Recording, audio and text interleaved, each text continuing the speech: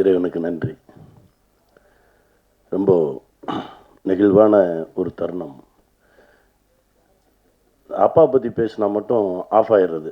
எப்போவுமே பரபரப்பாக சுற்றிக்கிட்டு இருப்போம். யார் வந்து கேட்டாலும் இது இல்லை அது இல்லைன்னு சொல்லிட்டு இருப்போம். அப்பா கதைண்ணே அப்படின்னா, அப்பா கதையா சரிங்க ஒரு வாட்டி கேட்டுருவோமே அப்படின்னு சொல்லி கேட்டு உடனடியாக அதுக்குள்ளே போயிடுறது. ஏன்னா ஒவ்வொரு தகப்பனும் ஒரு சகாப்தம். ஏன்னா 4 கதை தான் நடிச்சிருக்கீங்க, 5 கதை தான் நடிச்சேன். நான் அப்பாவா 10 படம் பண்ணிட்டேன். 10ம் வேறு வேறு, இந்த அப்பாவும் வேறு. இந்த மாதிரி ஒரு அப்பா படம் பண்ணுறேன்டா அப்படின்னு சொல்லி பாண்டிகிட்ட சொல்கிறேன். நான் சொல்கிறான், நம்ம அப்பா கதை எழுதி தந்துடுறேன் எடுத்துறியா அப்படின்னா. அவன் தகப்பனுக்கும் அவருக்குமான உறவு சொல்லும்போதே படபடன்னு இருக்கு. பசங்க முடிச்சுட்டு ஒரு ஒர்க் நடந்துகிட்ருக்கு. திடீர்னு ஒரு நாள் சொல்கிறான், அப்பாவை காணோன்னே, எங்கே போயிட்டாருன்னு தெரியல, அப்பாவை போய் தேடி நான் கூட்டிகிட்டு வரேன் அப்படின்னு சொல்லி கிளம்பி போய் ஒரு வாரம் அப்பாவை தேடினேன். இந்த மாதிரி தன்ராஜ் இருக்கானே, தகப்பனும் இல்லை தாயும் இல்லை. ஒரு பெரிய வலி. என் தகப்பன் என்னோடு இருந்திருந்தால் நான் என்னெல்லாம் செஞ்சுருப்பேன். எனக்கு 5 வயசு இருக்கும்போது அப்பா இறந்துட்டார். அப்புறம் அம்மா போகிறான்னா, அம்மாவும் இருந்துருச்சு. நானாக கர்ணம் போட்டு கையை ஊண்டி தான் எந்திரிச்சு வந்து நிற்கிறேன் அப்படின்னு சொல்கிறேன். தம்பி சூரிய எடுத்துங்க, அற்புதமான தகப்பன். அந்த தகப்பன் இப்படி ஒவ்வொரு தகப்பனும் ஒரு சகாப்தம். அதனால் மட்டும்தான் அந்த அப்பா அப்படின்னாலே என்னமோ ஒன்று நடக்கும், ஒரு வேதியியல் மாற்றம் நடக்கும். சரி வாங்க உடனே ஆரம்பிச்சிடலாம், எடுத்துடலாம் அப்படின்னு சொல்லி ஓடி ஓடி எடுக்கிறது. ரொம்ப சந்தோஷமாக இருந்தது தன்ராஜோடு பயணப்பட்டது. இவன் என்ன எடுக்க போகிறான் அதெல்லாம் தெரியவே தெரியாது எனக்கு. எப்போவுமே நான் எப்படி நம்புவேன் அப்படின்னா, இன்னசென்ட்டாக எதுவுமே தெரியாது எனக்கு அப்படின்னு நிற்கிறவன் எடுத்துருவான். நீங்கள் கவனித்து பார்த்தீங்கன்னா தெரியும். நீச்சலே தெரியாதவனை தூக்கி தண்ணிக்குள்ளே போட்டிங்கன்னு வச்சுக்கோங்களேன், அவன் பாட்டுக்கு அடித்து வந்துடுவான். ஏதோ ஒன்று பண்ணுவான், வெளியே வந்துடுவான். ஆனால் நான் கையை எப்படி வச்சுக்குவேன், காலை எப்படி வச்சுக்குவேன், நேற்று யூடியூப்பில் பார்த்தேன் நீந்துவது எப்படி இப்படின்னு ரொம்ப பேசுகிறான் பாருங்க. ரொம்ப ஆராய்ச்சி பண்ணிட்டு உள்ளே போகிறவன் அவனும் போய் நம்மளை இழுத்து உள்ளே விட்டுறான். அதனால் எளிமையாக வெறும் நம்பிக்கையை மட்டும் சுமந்துட்டு வரவங்களோட பின்னாடியே போயிடுறது. அவங்க ஒன்று எடுப்பாங்க. அப்படி தான் எடுத்திருக்கான். ரொம்ப சிறப்பாக வந்திருக்கு இந்த படைப்பு. இந்த படம் பண்ணும்போது, அதாவது டான் டப்பிங்கில் சொன்னேன், என்னால் டப்பிங் பேச முடியல, எனக்கு நெஞ்செல்லாம் வலிக்குதுடா தம்பி அப்படின்னு சொல்லி அந்த இயக்குனர்கிட்ட சொன்னேன். அதற்கு பிறகு இந்த படைப்பில் அப்படி தான் பேச முடியல. நிறைய இடத்துல என்னோட தகப்பன் வந்துடுறாரு, அவனோட தகப்பன் வந்துடுறாரு. ஏதோ ஒன்று வந்து நம்மளை ஒரு மாதிரி பிசைஞ்சு எடுத்து நம்ம கிட்ட இருந்து ஒரு நல்ல விஷயத்தை கொண்டு வந்து சமூகத்துக்கு வைக்கணும் அப்படின்றது தான். ஏன்னா புரிஞ்சிக்கவே முடியாத ஒரு சொந்தம் வந்து அப்பா பையன். நிறைய தகப்பன்கள் என்கிட்ட வந்து பேசியிருக்காங்க. 10-20 நாளைக்கு முன்னாடி சிவகாசி பக்கத்துலேருந்து போனானே, என் பையன்கிட்ட பேசுங்கண்ணே, என் பையன் தப்பான வழியில் போயிடுவானோ நான் பயந்துக்கிட்டு இருக்கேனே, எனக்கு தினமும் வீட்டில் ஒரே சண்டைண்ணே, நான் அவனை அடிக்கிறேனே, அவன் கோச்சிட்டு போயிடுறானே, அவனை என்னங்க பண்ணான்னு ஃபோனில் கேமாக ஆடிக்கிட்டு இருக்கானே, சரி ஆடிட்டு போட்டு விட அப்படின்னு. ஐயோ கெட்டு போயிட்டானா, சரி பையன்கிட்ட கொடு அப்படின்னா. அவன் அங்கிள் எனக்கு வந்து ரோபோட்டிக் ரொம்ப பிடிக்கும், நான் ஒரு கேமை தயாரிக்கலாம், நானே கிரியேட் பண்ணலான்னு நினைக்கிறேன், அது இவங்ககிட்ட சொன்னால் புரிய மாட்டேங்குது, என்னை எதுக்கு எடுத்தாலும் அடிக்கிறாங்க அப்படின்னா.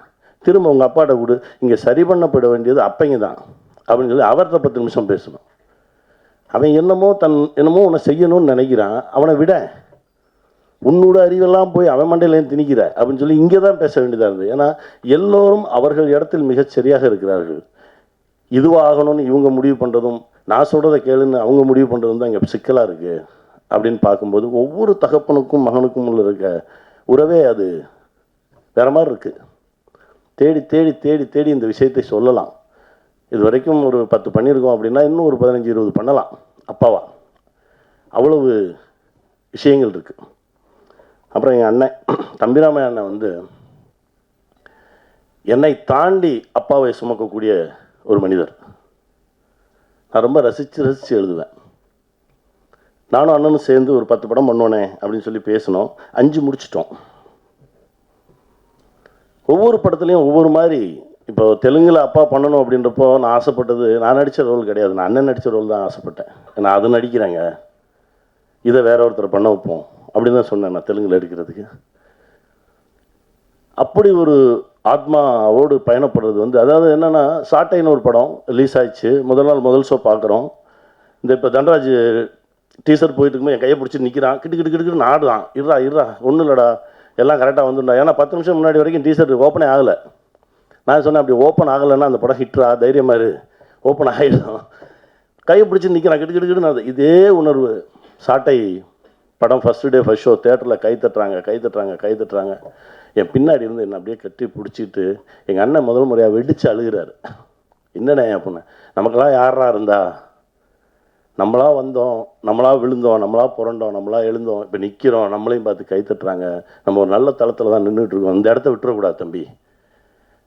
அண்ணன் அப்படின்னா அவர் தான். இந்த உலகத்தில் எந்த டாபிக் வேணாலும் பேசலாம் எங்கள் அண்ணன்ட்ட. கலையா, இலக்கியமா, அரசியலா, பொருளாதாரமா, எது வேணாலும் பேசலாம். அப்படி வச்சுருப்பார். அந்த சக்தி ஒரு முறை பேசினா போதும், தம்பி அப்படின்னு எடுத்தாருன்னா அப்படி போகும், கூட்டிகிட்டு போகும். அந்த மாதிரி ஒரு அண்ணன் அவர் இங்கே வந்திருக்கிறது எனக்கு ரொம்ப மகிழ்ச்சிண்ணே. இந்த அன்பு காலத்துக்கும் இருக்குண்ணே. என் சுவாசம் இருக்கும் வரை உங்களுக்கு தம்பியாகவே இருப்பேண்ணே. நன்றிண்ணே. தம்பி பாண்டியை பற்றி பாண்டி சொன்னது தான், அவர் சொன்னது நான் திரும்ப சொல்கிற மாதிரி இருக்கும். அதுதான் தம்பி பேரன்பானவன். 2 ஆண்டுகளாக அவர் படம் பண்ணலன்றது அவரை விட எனக்கு தான் கோவம். ஒவ்வொரு முறை பார்க்கும்போது சண்டை போட்டுக்கிட்டே இருப்பேன்.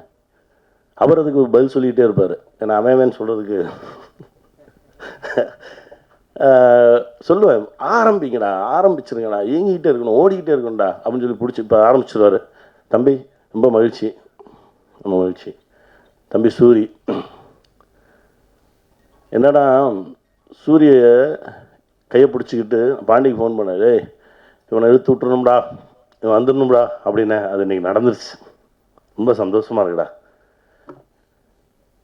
போராளி பண்ணும்போது எனக்கு தெரியுது, இந்த ஃபஸ்ட்டு டேயே போய் அந்த உட்காந்து எந்திரிச்சு ஆடுற சாங்கு, கொட்டடிக்கிறாங்க, உட்காந்து எந்திரிக்கணும். எனக்கு தெரியுது, திணறாங்க. சசியும் உட்காந்து என்ன 4 ஷாட் நடிப்பாங்க. காலையிலேருந்து உட்காந்து எந்திரிங்கன்னா, அப்போது ஒரு உந்துதல் ஒன்று நடந்தது.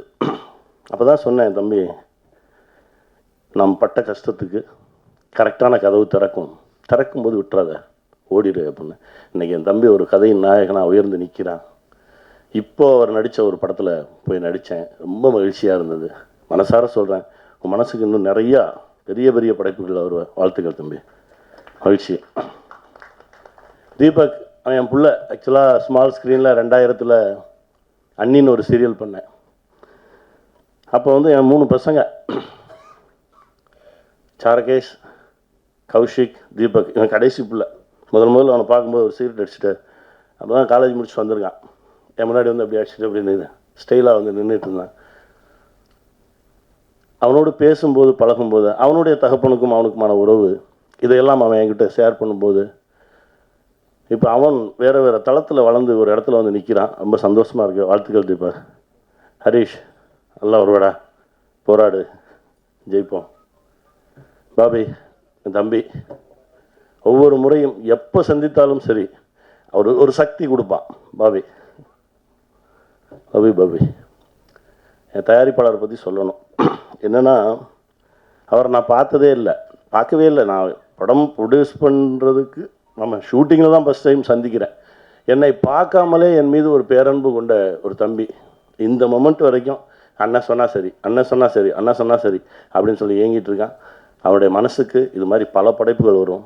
அண்ணன் இந்த படத்தை தமிழில் நாடோடிகளில் ரிலீஸ் பண்ணுவோன்னே அப்படின்னு சொல்லி என்கிட்ட கேட்காமலே வெளியில் வந்து பார்த்தா நாடோடிகள் வேறு போட்டிருக்காங்க. என்னடா இது நடக்குது அப்படின்னா, இல்லைண்ணே இது உங்கள் படம்ண்ணே, நீங்கள் வச்சுக்கோங்கண்ணே, நீங்கள் தமிழில் நாடோடிகளில் ரிலீஸ் பண்ணுங்கண்ணே அப்படின்னு சொன்ன தம்பி எந்த விதமான கணக்கு வழக்குகளெல்லாம் கிடையாது. இது அதரையும் தாண்டி ஒரு மாபெரும் உறவோடு வந்திருக்கான். வாழ்த்துக்கள் பிருத்திவி, வாழ்த்துக்கள். அப்புறம் என் மாப்பிள்ளை லைட்டு போட்டிருப்பான்.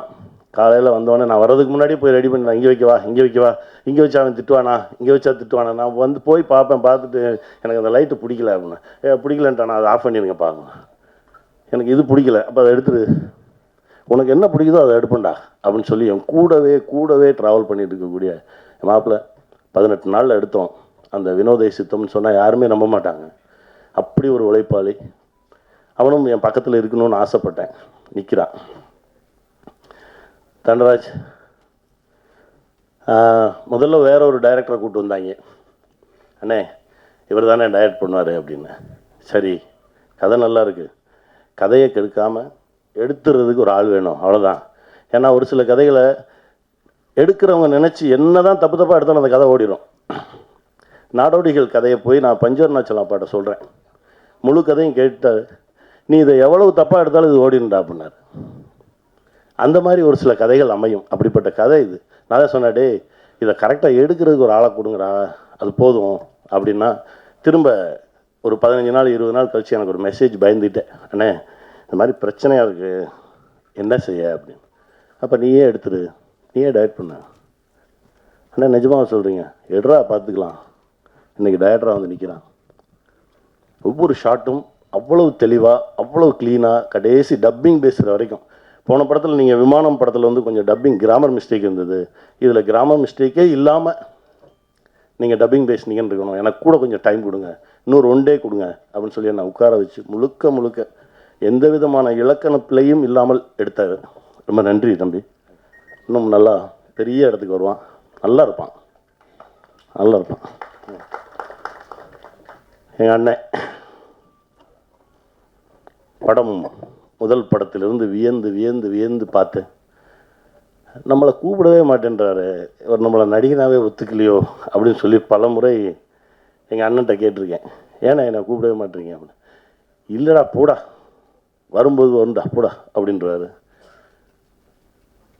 எத்தனை முறை சந்தித்தாலும் நான் வியக்கக்கூடிய ஒரு மனிதர் எங்கள் அண்ணன் பாலாண்ணன். இப்போ அண்ணனோட இயக்கத்தில் வணங்கானில் நடிக்கிறதுக்கு ஒரு வாய்ப்பு கிடைச்சது. அது ஒரு அழகான ஒரு பயணமாக இருந்தது. ரொம்ப சந்தோஷம் எனக்கு அதில். அண்ணன் எங்கேயுமே வரமாட்டாங்க, அண்ணனோட தொடர்பு கொண்டு அண்ணனை இந்த மாதிரி வாங்கன்னு கூப்பிட்றதே அதற்கான விஷயம் இருந்தால்தான் செய்யணும் அப்படின்னு சொல்லி தான் ஒவ்வொரு முறையும் யோசிச்சுட்டே இருப்பேன். ஆனால் இந்த முறை இந்த படத்திற்கு அண்ணன் வந்து நின்னா சரியாக இருக்கும் அப்படின்னு தோணுச்சு. நான் ஃபோன் பண்ணேன், அண்ணா இந்த மாதிரி விஷயம்ண்ணே நீங்கள் வரணும் அப்படின்னு.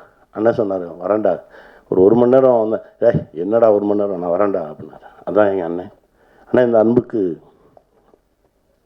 என்றைக்குமே கட்டுப்பட்டவனாக இருப்பேண்ணே. ரொம்ப நன்றிண்ணே, தேங்க்ஸ்ண்ணே, லவ்யூண்ணே, லவ்யூண்ணே, நன்றி.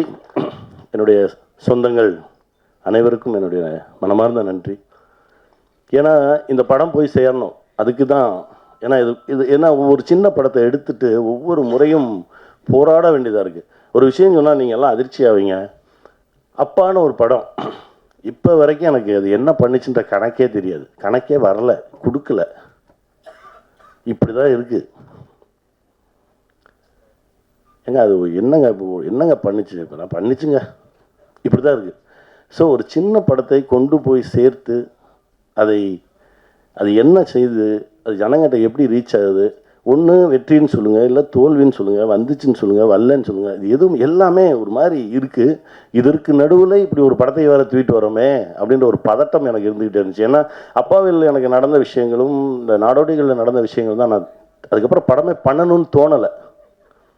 படம் எடுக்கணும் அப்படின்ற ஒரு, ஏன்னா நான் ரொம்ப பேரன்பாக படம் எடுக்கணும்னு ஆசைப்படுவேன். இந்த அண்ணனும் நானும் பண்ணுறதுக்கு 4 கதை ரெடியாக எழுதி வச்சுட்டேன். அண்ணன் பார்க்கும்போதெல்லாம் கேட்பார், எப்படா தம்பி எப்போ போவோம் அப்படின்னு. இன்றைக்கி தான் சொன்னேன், அண்ணன் தம்பி கல்யாணம் முடிஞ்சோடனே ஆரம்பிச்சிடுவோம்ண்ணே, அது என்ன வேணாலும் நடக்கட்டும்ண்ணே, இப்போ தெலுங்கில் ஒரு ஏரியா இருக்குண்ணே, நம்ம ஏதோ ஒன்று பண்ணி உருட்டிடலாம், எடுத்துடலாண்ணே அப்படின்னு இப்போ தான் சொன்னேன் நான். ஏன்னா என்ன நடக்குது, அதாவது எடுத்துடுறோம், பேரன்போடு எடுத்துடுறோம், அதை கொண்டு போய் வைக்கும்போது அந்த சந்தோஷமே இருக்க மாட்டேங்குது, அதற்கு ஒரு வழியும் தெரிய மாட்டேங்குது. இந்த படத்தையும் இந்த நிலைமையில தான் எடுத்துகிட்டு வரோம். எங்கேயோ ஒரு இடத்துல ஒரு வெளிச்சம் தெரியும் அப்படின்னு நம்புகிறோம். நான் நம்பக்கூடிய இந்த பிரபஞ்சமும் இறையும் எங்களுக்கு ஒரு நல்ல வழியை காட்டட்டும். மகிழ்ச்சி, நன்றி.